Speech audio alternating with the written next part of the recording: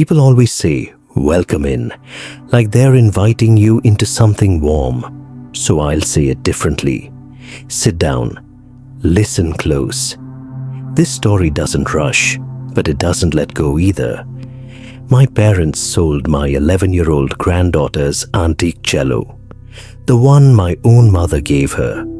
They sold it for $87,000 and spent the money on a swimming pool for my daughter's kids. When my mother found out, she didn't cry.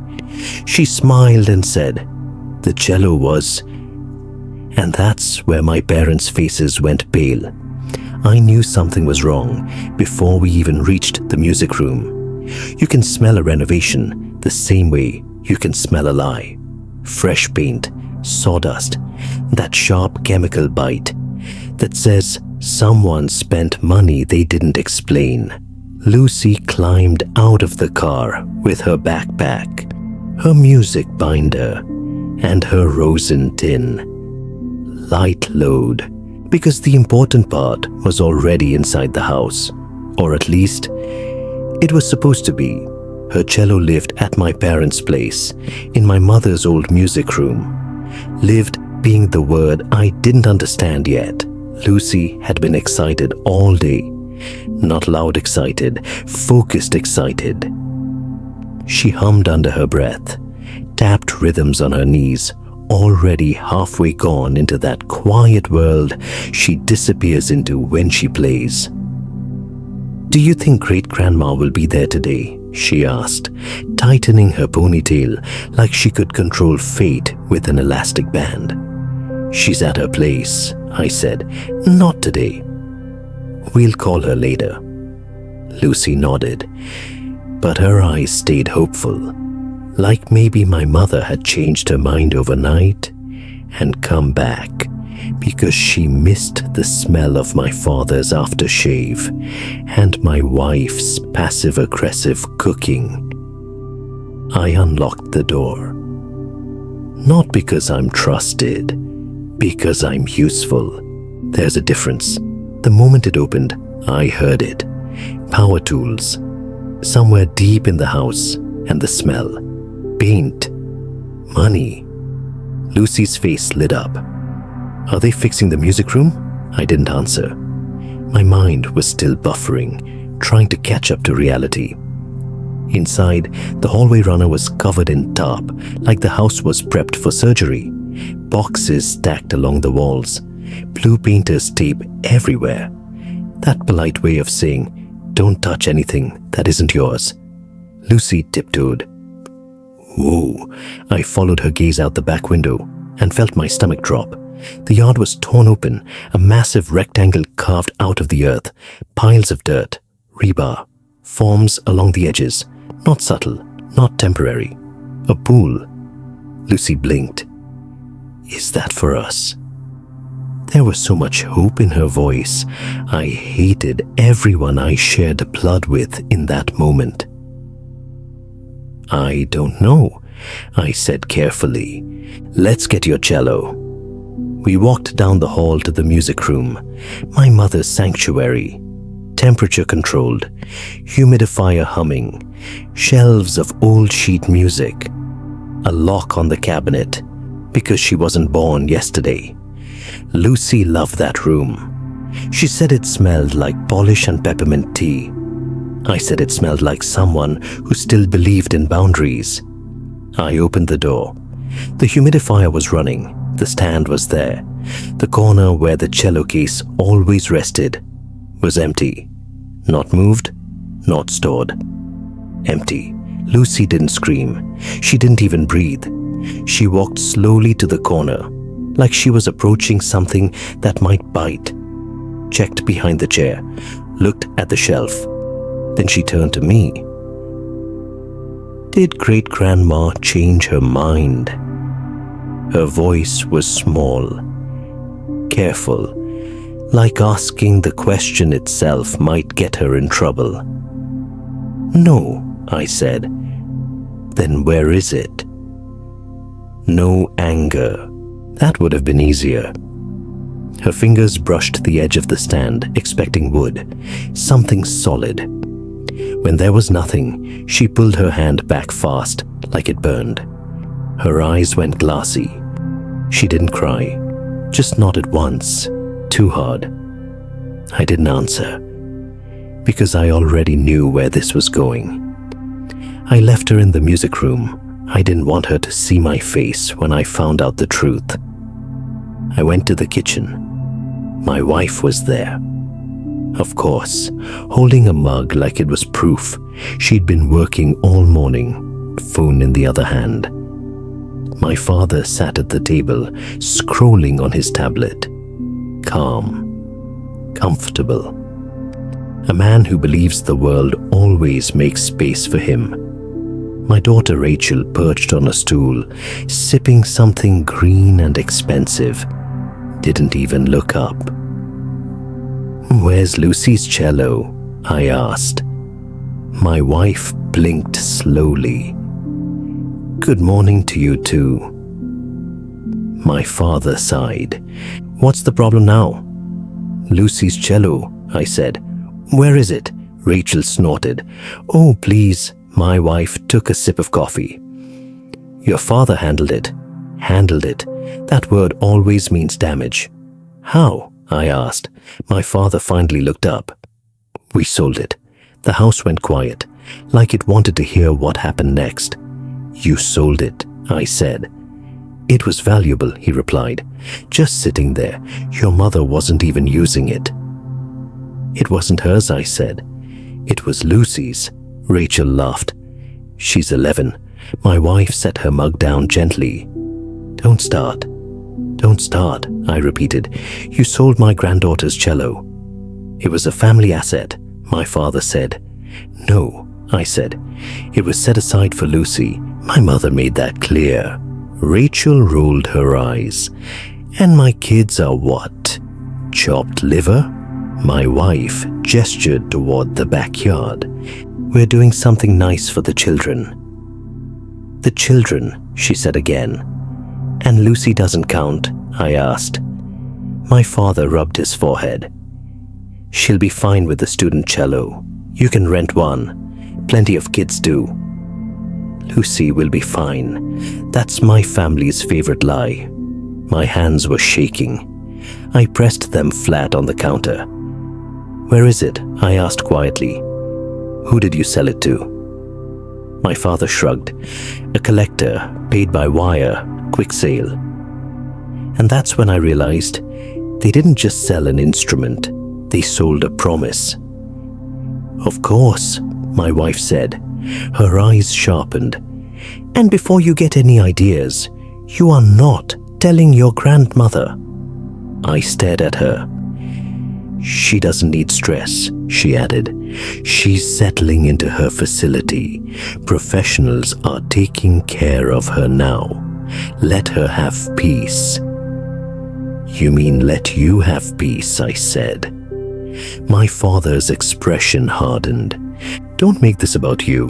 I laughed once, sharp, empty. "It's about my granddaughter." Rachel leaned forward, voice sweet in that dangerous way. "Honestly, you always act like Lucy is some tragic orphan. She's fine. She has you." The way she said "you" made it sound like a punishment. I looked down the hallway. Lucy was still in the music room, standing in that empty corner, waiting, like someone might still explain that she mattered. I walked back to her, knelt down, and took her hands. "We're going home," I said. She nodded. No arguing, no tears.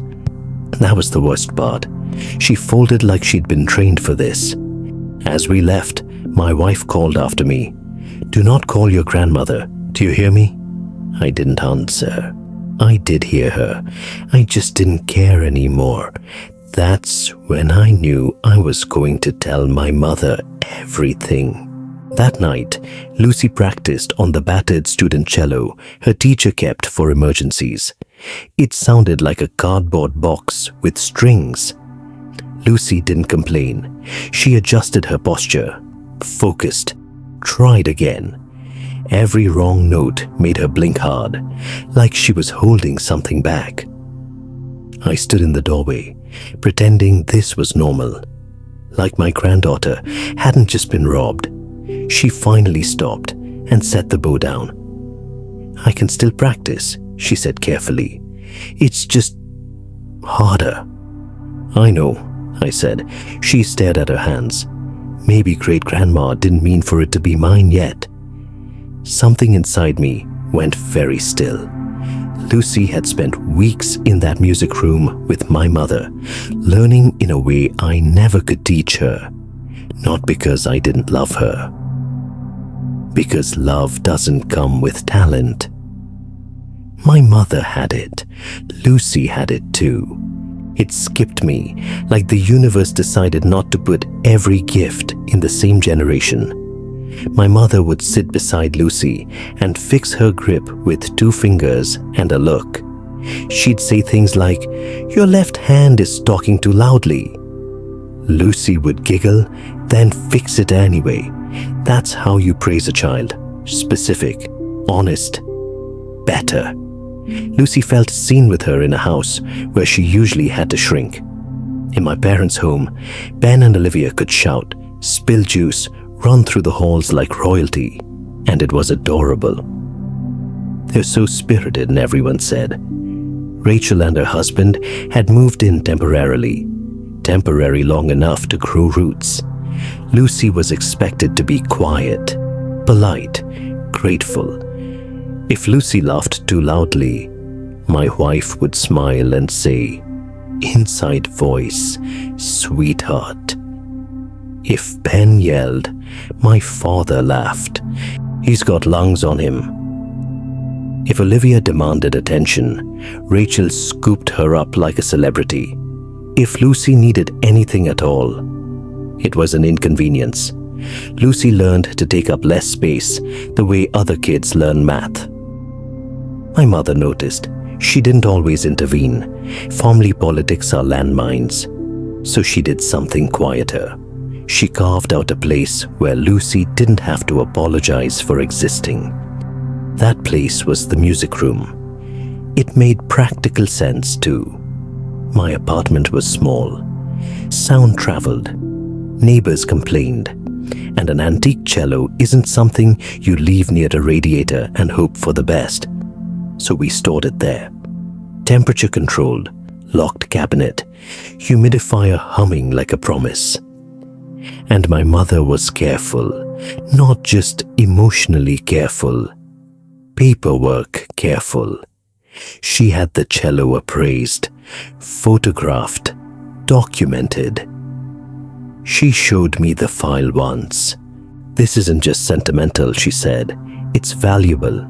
People get strange around valuable things." She was right. I just didn't think she meant my parents. She moved out less than a week ago, into a place my wife called perfect and safer and less stressful. Which might have been true for my mother. It was definitely true for my wife. Once the last set of eyes that mattered left the house, my family did what they always did. They took. Lucy went to bed early that night. She didn't ask to call her great-grandmother. Didn't complain. She hugged me tightly, like she was holding herself together with my ribs. After she fell asleep, I sat at my kitchen table and stared at my phone. I kept hearing my wife's words. "Don't tell your grandmother." Not, "Don't upset her." "Don't tell her." Like the truth was a weapon. And they expected me to keep it holstered. That's when I realized something ugly. I'd spent most of my life trying not to be difficult. I thought being easy meant being loved. It doesn't. It just makes life easier for everyone else. And I wasn't going to teach Lucy that lesson. The next morning, I drove to my mother's place. It was bright, clean, smelled like lemon cleaner and expensive hand soap. Not depressing, controlled. A woman at the desk smiled. "Who are you visiting?" "Margaret," I said. Her smile warmed. "She's in the lounge." She's been expecting you." Of course she had. My mother sat in an armchair, book in her lap, glasses perched low, like she was ready to judge the author personally. She looked up the moment I walked in. "Sit," she said. "Your face is doing that thing." I sat down across from her. "They did," I said. My mother didn't flinch. She just waited. So I told her. I kept it clean. The missing cello, the pool carved into the yard, the words my family used. Family asset. "Lucy will be fine. Don't tell Grandma." She listened the way people do when they're collecting evidence. When I finished, she closed her book slowly. "And Lucy?" she asked. "She went quiet," I said. "Asked if you changed your mind." My mother's face didn't crumble. It hardened. Not into anger, into clarity. "She thought it was her fault," my mother said softly. I nodded. She exhaled through her nose, one sharp breath. "When did you last see the file?" "What file?" "The cello documentation," she said. "Appraisal, photographs, identifiers." "Months ago," I said. "You showed me." "Good." She leaned forward. "Do you have texts about the pool? Pictures? Anything that shows renovation started right after I moved out?" "I can screenshot Rachel's posts," I said, because of course Rachel posted. Rachel could live stream her own funeral if the lighting was right. "Do that," my mother said. I hesitated. "Are you okay?" She looked at me over her glasses.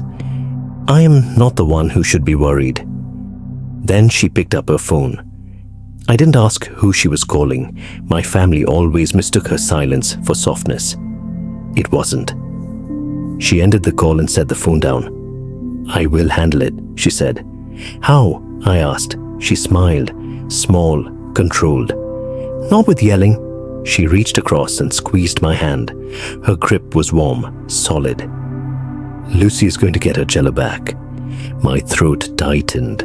"How do you know?" Her eyes sharpened. "Because it was never theirs to sell." I froze. She watched my face carefully. "Not today," she said gently. "I'll explain when it matters." She stood. "Go home. Be with your child. Let her practice. Let her feel normal where she can." "What about my wife and father?" I asked. Her smile didn't reach her eyes. "Let them enjoy their pool." I drove home feeling like I'd stepped into a room where the air pressure had changed. And then, nothing happened. Not right away. Weeks passed. 6 maybe. Lucy practiced on the battered student cello. Then on a rental we scraped together after her teacher found a discount. It wasn't terrible, but it wasn't hers. The sound didn't bloom the same way. Lucy adjusted anyway. Because Lucy adapts, even when she shouldn't have to. The worst part wasn't the music. It was that she stopped talking. Meanwhile, my family posted construction photos like they'd personally invented concrete. Rachel posted Olivia on an inflatable flamingo. Ben in goggles. Captions like "making memories and worth every penny." No apology, no mention of the cello. Just smiling faces and a hole in the ground. Then the invite came. Not to me directly. Dropped into the family group chat like a flyer taped to a pole. BBQ Saturday, 2 p.m. Pool reveal. Bring a side if you're coming. No hope you can make it. No miss you. In my family, feelings are optional. Potato salad is mandatory. Lucy looked over my shoulder. "Are we going?" I didn't have an answer yet. The next morning, my mother called. "We are going," she said. "Mom, what are you doing?" "I'm doing what I should have done earlier." I started to ask more. "Emily," she said, I don't want Lucy watching you swallow this. My chest tightened. Okay. There was a pause. It's in motion, she said. In motion, I repeated. The cello. My heart kicked. What do you mean? You'll find out, she said. Saturday was hot. That thick, sticky heat that makes you feel like you're breathing through a wet towel. Perfect pool weather. Lucy wore her swimsuit under her clothes. She's 11. Hope is stubborn. We didn't talk much on the drive. Cars lined the street when we arrived. Relatives, neighbors, holiday people. The backyard looked like a brochure. Blue water shimmering, stone decks spotless, pergola with string lights, one home improvement show too many. Ben splashed like a tiny shark. Olivia floated in sunglasses, because of course she did. Rachel laughed loudly, drink in hand, like she was hosting a show. My wife stood near the grill in full matriarch posture. My father smiled like chlorine had validated his life choices. Then Lucy and I walked in. My wife's smile flickered. Just a little. Not because she was surprised, because she was irritated. We had the nerve. Emily, she said brightly, you made it. Hi, I said. Rachel glanced at Lucy. Hey, Lucy nodded. Quiet, polite. Ben cannonballed into the pool, and that's when I felt it. The moment right before something breaks. Everyone laughed. Olivia squealed. The pool did exactly what it was built to do. Lucy stood beside me with her towel folded neatly in her hands, like she wasn't sure where she was allowed to exist. Her eyes drifted over the water, the pergola, the loungers, over everything her cello had been turned into. She swallowed. I put my hand on her shoulder. She leaned into it without looking up. That's when I knew something important. I wasn't here for revenge. I was here so my granddaughter could see what happens when you don't let people take from you and then demand applause for it. My father clapped his hands. All right, everyone, food's almost ready. My wife laughed. And before we eat, we just want to say this has been a long time coming. We're so happy to finally have a backyard the kids can really enjoy. Applause. Rachel raised her glass. To family. More applause. Lucy's fingers tightened around her towel. Then someone asked, "Where's Margaret? Isn't she coming?" My wife's smile stiffened. She's busy. Right on cue, the gate clicked. I turned. My mother walked in. No wheelchair. No frailty. Crisp blouse. Calm posture. Beside her stood Andrew, her lawyer, and a longtime friend carrying a thin folder. The backyard went quiet. Not loud quiet. The kind where everyone senses a shift, but doesn't know which way to run yet. My wife went pale. My father's smile froze. Rachel's mouth opened, then closed. My mother surveyed the pool like she was judging bad workmanship. Well, she said pleasantly, you've been busy. Mom, my wife laughed nervously. This is a party. I know, my mother said. That's why I came. She looked at me, then at Lucy. Lucy straightened, like her spine recognized safety. For just a second, my mother's eyes softened. Then she turned back to my parents. I heard you sold the cello. My wife pressed her lips together. We didn't want to upset you. My mother raised a hand. You didn't want consequences. The word landed hard. My father cleared his throat. Let's talk privately. Oh, Thomas, my mother smiled. You've had plenty of private time. A nervous laugh rippled through the crowd. My mother addressed the backyard like a town meeting. I won't keep you long. I know you're here to swim, Rachel snapped. This is insane. My mother ignored her. The cello, she said calmly, was held in trust for Lucy. Silence, sharp, clean. I am the trustee, she continued. Lucy is the beneficiary. That instrument was never a family asset. It was never yours to sell. My father stared at her like she'd switched languages. Rachel flushed. You can't? I can, my mother said. Andrew stepped forward and opened the folder. I documented that cello, my mother went on. Appraisal, photos, serial identifiers, insurance. She paused. I've met people. Then dry as bone. Apparently, I'm related to some of them. A few people snorted before realizing they weren't sure they were allowed to. My wife's voice shook. We didn't know about a trust. Correct, my mother said. You didn't. My father swallowed. Where is it? My mother smiled. Safe. Lucy's head snapped up. It was recovered this morning, my mother said. After a few calls were made, Lucy let out a tiny sound, not a cry. Relief. My mother gestured lazily toward the pool. You sold something you didn't own and poured the money into this. It's for the kids, Rachel snapped. My mother's eyes sharpened. Lucy is a child. Rachel looked at Ben and Olivia, splashing like they could shield her. They didn't. Andrew cleared his throat. I have documents for you. My wife stepped back. No. Andrew held them out calmly. Notice to vacate. 60 days. The papers might as well have been venom. You're kicking us out? Rachel shrieked. You're acting surprised, my mother said.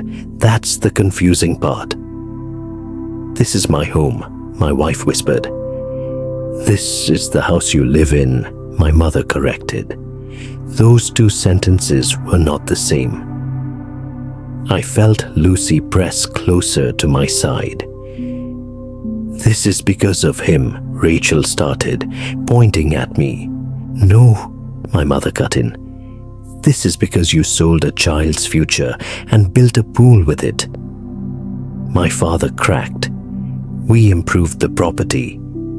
You improved your comfort, my mother said, with stolen money in a house you don't own. People suddenly remembered appointments. Drinks lowered. Conversations died. Lucy whispered, Grandpa. I squeezed her shoulder. Then I said it. Quiet, steady, impossible to ignore. Lucy is not second-tier family. No, I added when they tried to speak. I'm done swallowing things for your comfort. So she gets everything? Rachel scoffed. I laughed once. She got a cello. My mother knelt in front of Lucy. Sweetheart, she said gently, you didn't lose it. It was taken. Lucy's lip trembled. I thought I did something wrong. My mother's anger flashed, fast and lethal. You did nothing wrong. The papers stayed extended. My parents didn't take them. Rachel did, like tearing them might tear reality apart. 60 days, my mother said again. You will leave. You can't be serious, my father whispered. My mother smiled. Try me. And that was it. No screaming, no theatrics. Just a line drawn in ink that doesn't fade. The party dissolved. Children called out of the pool. Guests avoiding eye contact. Ben and Olivia splashed a little longer. Kids don't understand consequences until adults enforce them. Lucy watched, then looked at my mother. Do I get it back? Yes, my mother said. Lucy exhaled 6 weeks of fear in one breath. The cello arrived the next day. Hard case, traveled, regretful. My mother opened it with Lucy like a ceremony. Lucy touched the wood like it was alive. She hugged my mother so tightly, I saw my mother close her eyes. Just once. My parents learned something too. When you sell what you don't own, People want their money back. 60 days passed fast. They left. No pool, no house. Rachel rewrote history. Of course she did. Lucy rewrote herself. She spoke up more, small things, clear things. My mother quietly changed her plans, trusts, protections, permanence. We moved into the house. Then my mother came home for real. And for the first time, Lucy played without shrinking. She auditioned for the Regional Youth Orchestra in spring. She got in, with her cello, and proof that when adults who matter show up, kids don't have to apologize for wanting a place in the world. So tell me, did my mother go too far? Or not far enough? Let me know in the comments. And if stories like this matter to you, subscribe.